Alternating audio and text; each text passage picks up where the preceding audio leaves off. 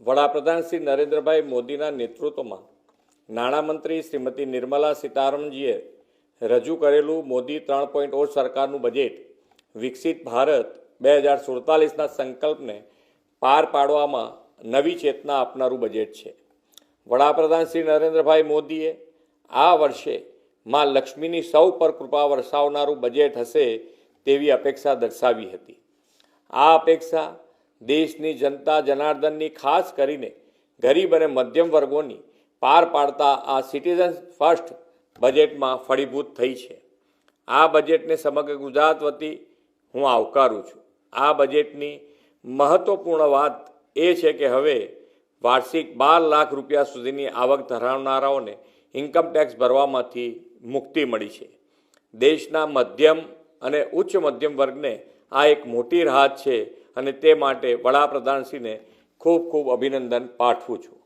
ગરીબ, યુવા, અન્નદાતા અને નારી શક્તિ આધારિત વિકાસને ગતિ આપનારું આ બજેટ છે। એગ્રીકલ્ચર, એમએસએમઈ, ઇન્વેસ્ટમેન્ટ અને એક્સપોર્ટ્સના 4 એન્જિનને ગતિ આપનાર મહત્વપૂર્ણ વિષયો આ બજેટમાં આવરી લેવાયા છે। આ બજેટમાં રાજ્યની સહભાગિતાથી પીએમ ધન ધાન્ય યોજના દેશના ઓછી કૃષિ ઉત્પાદકતા ધરાવતા 100 જિલ્લાઓ માટે શરૂ કરવામાં આવી છે, તેને હું આવકારું છું। અંદાજે 1.70 કરોડ ખેડૂતોને આનાથી મોટી મદદ મળશે। એટલું જ નહીં, ગ્રામીણ વિકાસને વેગ મળશે અને માઇગ્રેશન પણ અટકશે। કિસાન ક્રેડિટ કાર્ડની મર્યાદા 3 લાખથી વધારીને 5 લાખ કરવામાં આવી છે, તે ખેડૂતોને આત્મનિર્ભર બનાવવાની દિશામાં ઉપયોગી બનશે। કપાસ ઉગાડતા ખેડૂતો માટે મિશન ફોર કોટન પ્રોડક્ટિવિટીની જાહેરાત ગુજરાતના કપાસ પકવતા ખેડૂતોને લાભદાયી બનશે। મેરીટાઈમ ઇન્ડસ્ટ્રીઝ માટે લાંબા ગાળાના ધિરાણ માટે ₹25,000 કરોડના પ્રાવધાન સાથે મેરીટાઈમ ડેવલપમેન્ટ ફંડની સ્થાપનાની જાહેરાત કરવામાં આવી છે। વિશાળ દરિયાકાંઠો ધરાવતા ગુજરાતને આનાથી મોટું બળ મળશે। બાગાયતી પાકોના ઉત્પાદનો સહિત એર કાર્ગો માટે ઇન્ફ્રાસ્ટ્રક્ચર ફેસિલિટીઝ અને વેરહાઉસિંગ અપગ્રેડ કરવાનું પ્રાવધાન કરવામાં આવ્યું છે। ગુજરાતના બાગાયતી પાકોના ઉત્પાદકો માટે આ પ્રાવધાન ઉપયોગી બનશે। એમએસએમઈ સેક્ટરમાં જે પ્રોત્સાહનો આપવામાં આવ્યા છે તેમાં એમએસએમઈની વ્યાખ્યા વ્યાપક બનાવવામાં આવી છે।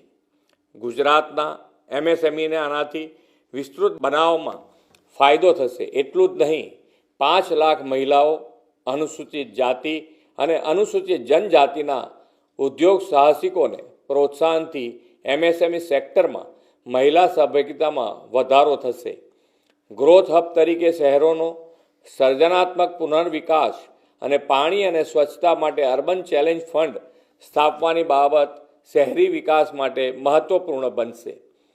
ગિફ્ટ સિટીમાં આઈએફએસસીમાં કાર્યરત નાણાકીય એકમોને એક્ઝામ્પશન, ડિડક્શન અને રીલોકેશનની જોગવાઈઓ 31મી માર્ચ 2030 સુધી લંબાવવામાં આવી છે અને ગિફ્ટ સિટીમાં ઇન્સ્યોરન્સ સેક્ટરમાં મોટો બેનિફિટ આપવામાં આવ્યો છે, તે માટે વડાપ્રધાનશ્રીનો આભાર વ્યક્ત કરું છું।